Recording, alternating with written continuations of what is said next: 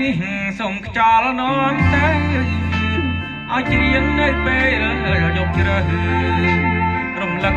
នៅអានសាក្បែរមាត់ទន្លេ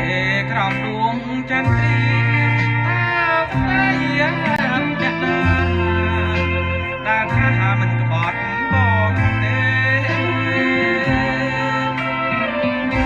បាក់សារល់ព្រឹកសូមជួយច្រៀង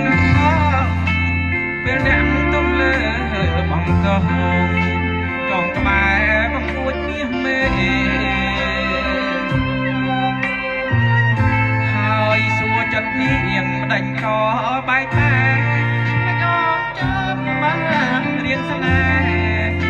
ដែលថែដួងចិត្តរាល់ថ្ងៃឬមួយចម្រៀងអស់នៃពីរោះពេលអស់ចិត្តណាឡើងស្មោះបានជាអូនដោះដៃបើស្នេហ៍យើងអស់នៅមាននិស័យ